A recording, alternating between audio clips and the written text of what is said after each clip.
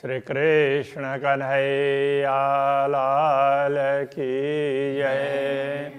श्री निजानंद स्वामी की श्री प्राणनाथ प्यारे की जब हक बिना कछु न रखे तब बुझ भई कल में। जब यूं कलमा जानिया तब बका होत तिन से। तब बका होत तिन से। श्री कृष्ण कन्हैया लाल की जय। ब्रह्मात्माओं का रहन सहन किस प्रकार से होता है, ये प्रसंग बता रहे हैं। कतेब ग्रंथों में मोमिनों के विषय में कहा गया है और अभी उस परंपरा के लोग तो जो भी दुनिया में दुष्ट कर्म करें उनको मोमिन समझते हैं। तो यथार्थ में प्राणनाथ जी समझाते हैं कि वो तो उत्तम प्रकार की आत्माएं होती है जो दुनिया में सबको मार्गदर्शन देती है, खराब नहीं करती। ये मोमिनों की शरीयत छोड़े ना हक को दम। तो ब्रह्मात्माओं के कर्म तो ऐसे ही होते हैं। वो एक दम का तात्पर्य एक श्वास, इतनी देर भी वो परमात्मा को नहीं भूलती है। अरस वतन अपना जान के छोड़े ना हक कदम। परमधाम अपना घर है ऐसा समझ करके परब्रह्म परमात्मा के चरणों को कभी भी नहीं छोड़ती है। मोहम्मद ईसा इमाम बैत बका निशान। तो ब्रह्मात्माएं क्या समझती हैं? मोहम्मद ईसा और इमाम, जैसे ये तो उसमें कतेब ग्रंथों के आधार पर समझा रहे हैं ना, इसलिए उनके ही ग्रंथों में जिस प्रकार उल्लेख है उसके अनुसार कह रहे हैं। मोहम्मद ईसा और इमाम। रसूल मोहम्मद ने मोहम्मद के 3 स्वरूप की बात कही थी। वैसे तो जितने भी पैगंबर हैं सारे ही मोहम्मद हैं, किंतु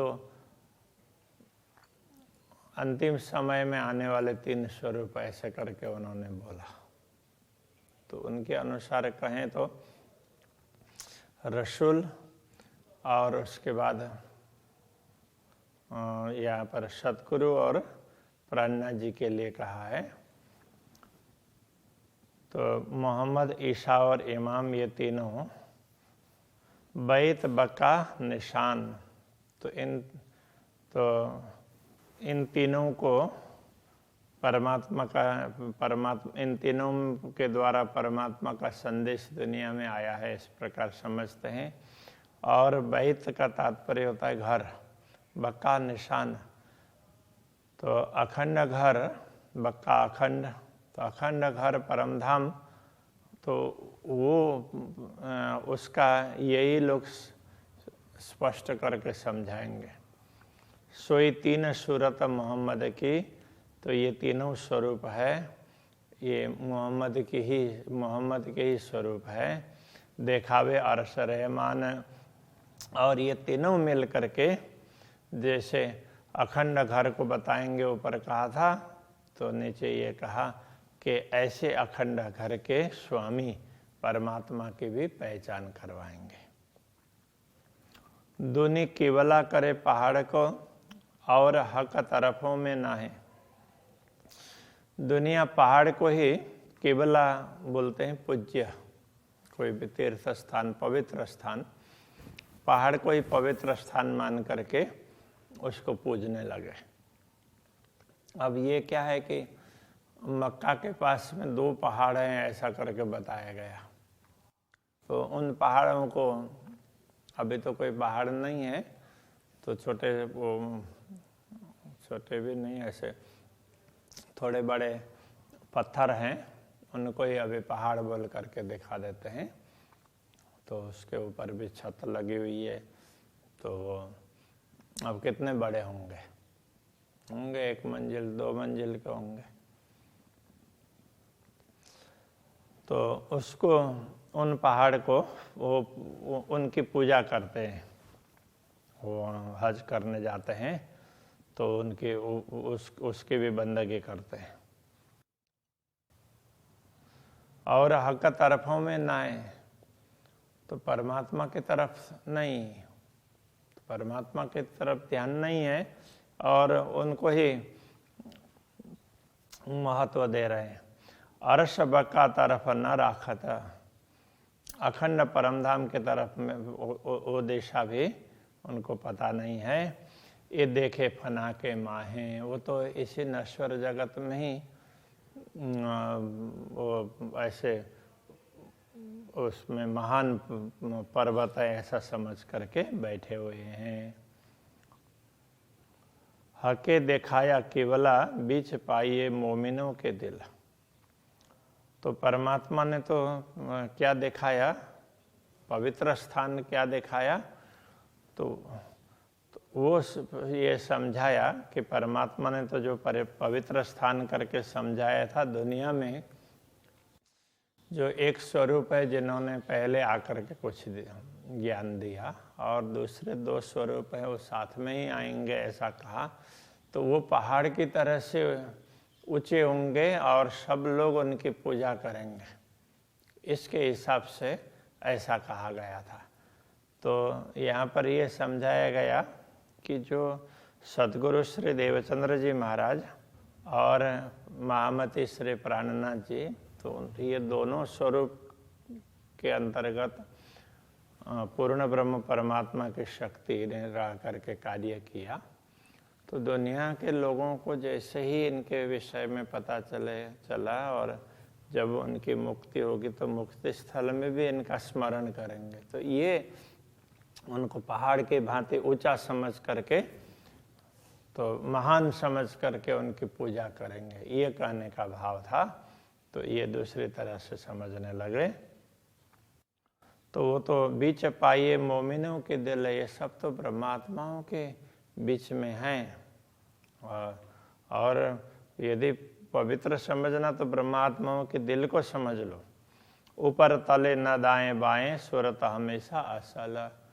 तो ऊपर तले, ऊपर नीचे दाएं बाएं कहीं तो परमात्मा का स्वरूप तो नहीं दिखाई दे रहा है। तो वो हमेशा असली स्वरूप है, वो असल सूरत है, वो तो ब्रह्मात्माओं के हृदय में अंकित है परमात्मा का। मजाजी और हकीकी दिल कहे भांत दोए। और वहाँ पर दिल की बात भी दो प्रकार से बताई है। एक तो मजाजी, दिल मजाजी, जिनका दिल झूठा, मतलब झूठी वस्तुओं के प्रति आकृष्ट होने वाला, झूठी वस्तु को महत्व देने वाला, तो मजाजी दिल है। और दूसरा दिल है वो हकीकी, सत्य को धारण करने वाला। दिल कहे भांत दो, इस प्रकार दो प्रकार के दिल की बात कही गई है। ए बेवरा हकी सूरत बिना कर न सके दूजा कोई। ये बेवरा तो परमात्मा के स्वरूप के बिना, तो परमात्मा की शक्ति जिनके अंदर है, तो सद्गुरु अथवा प्राणनाथ जी के अंदर वो शक्ति है, तो उनके बिना इस बात को कोई स्पष्ट नहीं कर सकता। तो प्राणनाथ जी भी ये कहना चाह रहे हैं कि ये शक्ति है, ये तो सद्गुरु के अंदर है, वो अभी मेरे हृदय में बैठ करके ये स्पष्ट करवा रहे हैं, ये कहना चाह रहे हैं। इत ही रोजा इत बंदगी, इत ही जगात जारत। तो इसी बात पर परमात्मा के प्रति समर्पित होना, परमात्मा को जानना समझना और परमात्मा का स्मरण करना, ये रोज वास्तव में रोजा भी तो यही है। रोजा कहने का तात्पर्य व्रत अथवा नियम, उसके लिए रोजा कहते हैं। और इत बंदगी, इन्हीं परमात्मा के प्रति बंदगी, उनकी ही उपासना। इत ही जगात, जगात कहते हैं सामान्य रूप से दान को, तो ये समर्पण है, तो परमात्मा के प्रति ही समर्पित होते हैं। और जारत का तात्पर्य जियारत, तीर्थों का दर्शन करना, तीर्थ यात्रा। तो वो भी तीर्थ, ये सब परमात्मा के प्रति है। तो ब्रह्मात्मा अपने हृदय में पूर्ण ब्रह्म परमात्मा के स्वरूप को बैठाती है, तो उनके हृदय को ही पूज्य स्थल समझना चाहिए। तो ऐसे आत्माओं का दर्शन हो, ऐसे आत्माओं के प्रति समर्पित होना, जो पूर्ण ब्रह्म परमात्मा के प्रति समर्पित हैं, तो जिनको परमात्मा की पहचान नहीं है उनको तो ये करना चाहिए। बाकी जिनको पहचान है वो परमात्मा को जानना, पहचानना, उनका वही व्रत होता है, उनकी वही उपासना होती है, परमात्मा का स्मरण, और उनके प्रति वो हमेशा समर्पित रहते हैं। और तो वो चलते फिरते भी दुनिया में प्रदक्षिणा भी चलते फिरते हैं तो भी परमात्मा साथ में इस प्रकार का भाव रखते हैं। साथ हकी सूरत के मोमिनो सब न्यामत, तो हकी सूरत के साथ में परमात्मा है तो वो इस स्वरूप के साथ में है, तो इनके माध्यम से दुनिया का कार्य करवा रहे हैं। इसलिए मोमिनो सब नियामत, ब्रह्मात्माओं के नियामत है वो यही है। नियामत का अर्थ होता है संपदा। मोमिन हक बिना ना देखे यही मोमिनो ताम, ताम का अर्थ होता है आहार। तो ब्रह्मात्माओं का आहार क्या है? बस वो परमात्मा का दर्शन करे, उसी से तृप्त हो जाती है, तो वो उनका आहार है।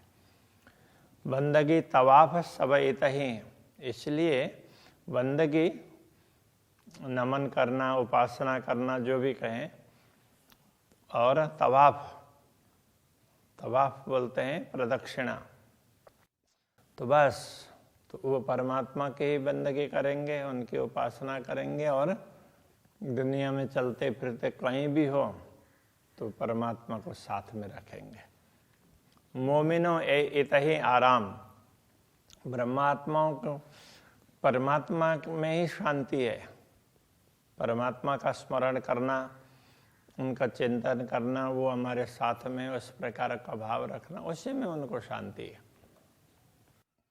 खाना पीना सब इतही मिलाप मजकूर, तो परमात्मा की चर्चा करें, बस वही खाना है उनका, वही पीना है, बस वही आहार विहार, भूख प्यास वगैरह उसी से मिटती है।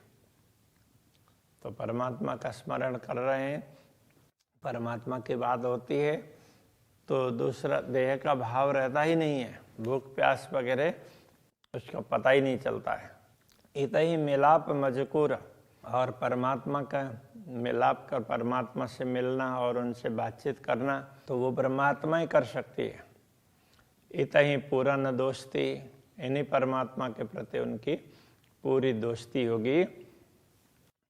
इतही वर्षतः का नूर, तो यही उनको ये लगता है कि वो चलते फिरते कहीं भी पूर्ण ब्रह्म परमात्मा की ही कृपा बरस रही है, सब कुछ उनको परमात्मा ही मय दिखाई देता है। स्वरूप ग्रही हक का, अपने रूह के अंदर परमात्मा के स्वरूप को अपने आत्मा के अंदर बैठा लेती है। कहने का तात्पर्य अपने हृदय में बैठाती है। पूर्ण स्वरूप दिलाया तब दो उठे बराबर, इस प्रकार पूर्ण ब्रह्म परमात्मा का स्वरूप हृदय में अंकित हो जाता है, तो दोनों का तात्पर्य, दोनों उठते हैं का मतलब जागृत होते हैं बराबर एक साथ में। तो ये आत्मा जागृत होगी सुरता, और परात्मा तो वो भी अपने स्थान में जागृत हो जाएगी। इस प्रकार से आत्मा जागृत होती है। ये शरीयत अपनी मोमिनो, हे ब्रह्मात्माओं, यदि तुम अपना कर्म समझते हो तो ये तुम्हारा कर्म है, इसको अपना कर्म समझ करके करो। और है हकीकत, और यही यथार्थ बात है। क्यों न विचार के ले वही हक आदि बैठे तखत, तुम ऐसा विचार क्यों नहीं करते हो? तुम्हारे सम्मुख ही पूर्ण ब्रह्म परमात्मा सिंहासन में बैठे हुए हैं। दूसरी बात, तुम्हारे हृदय में पूर्ण ब्रह्म परमात्मा सिंहासन में बैठे हुए हैं, तुम्हारे हृदय रूपी सिंहासन में उनका स्वरूप अंकित है, उसको तुम समझ लो। जो कदी दिल में हक लिया कछु लिया न प्रेम मजकूर। यदि कोई ये समझ लें कि मैंने तो एक बार दिल में परमात्मा को बैठा लिया किंतु कभी उनके साथ में प्रेम से बात नहीं की, केवल औपचारिकताएं मान ली, परमात्मा दिल में है, बाकी दिल में है तो उनसे बातचीत होनी चाहिए, उनसे हम अलग हैं इस प्रकार का भाव भी नहीं होना चाहिए। क्यों कहिए ताले मोमिन जाको लिखा बुलंदी नूर। तो परमात्माओं के भाग्य के विषय में क्या कहें, तो जिनके लिए ये लिखा गया है कि उनका भाग्य तो बहुत ऊंचा है, बुलंदी नूर, ऊंचा से भी ऊंचा, ऐसे दिव्य परमधाम का भाग्य है। उनके विषय में तो दिव्य परमधाम, उनके भाग्य में तो परमधाम है, तो इसलिए उनके विषय में क्या कहें।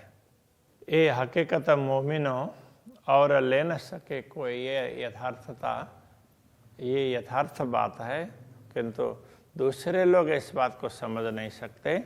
बेशक होए बातें करे तो मजकूर हजूर होए। जो संदेह रहित होकर के परमात्मा की बात करेंगे, ब्रह्म चिंतन करेंगे, तो वो मजकूर हजूर होए, तो वो परमात्मा के सम्मुख होकर के उनसे बातचीत करेंगे। इस प्रकार जो आत्माएं जागृत हो जाती है वो निश्चित रूप से पूर्ण ब्रह्म परमात्मा के साथ में बातचीत करती है। तो इसलिए वो मजकूर वार्तालाप हजूर होए, हजूर मतलब सम्मुख होकर के बातचीत करेंगे, पूर्ण ब्रह्म के सम्मुख ही पहुंच गए हैं, इस प्रकार समझ करके बातचीत करते हैं।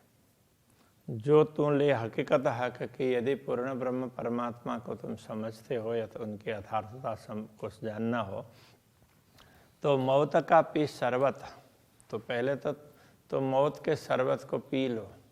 मौत का शरबत कहने का तात्पर्य यहाँ हम शरीर को लेकर के स्वयं समझे हुए हैं, तो इस देहाभिमान को अथवा देहात्म बुद्धि को पहले मिटा दो।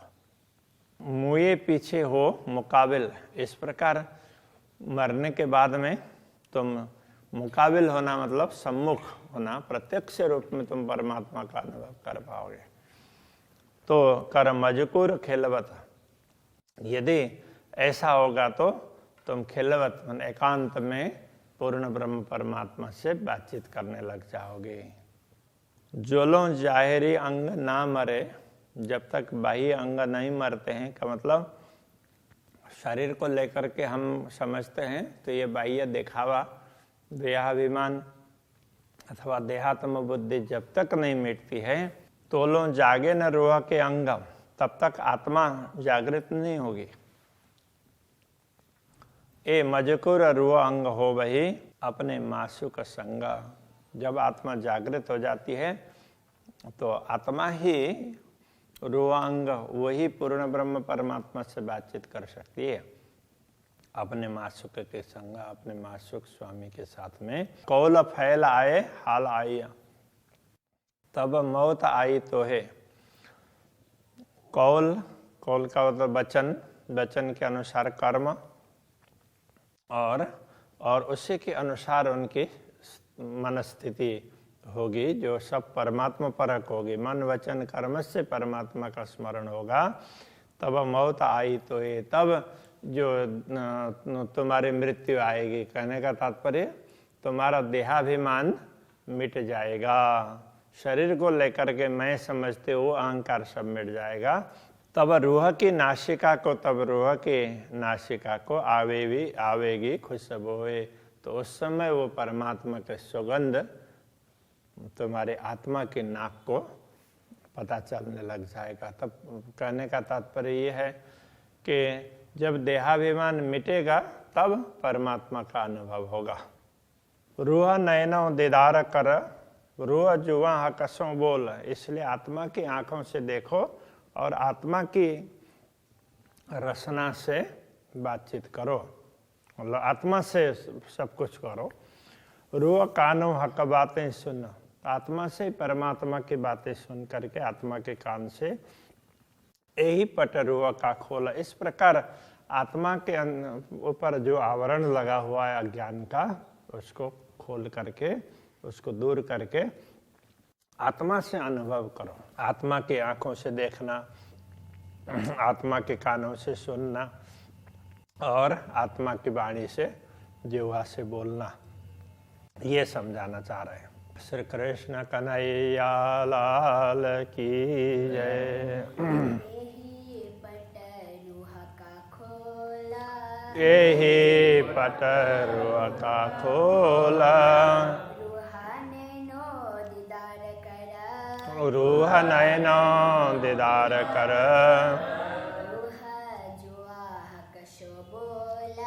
रूह जुहा हकसों बोला, रूह कानो हक बातें सुना, यही पटरुआ का खोला, यही पटरुआ का खोला।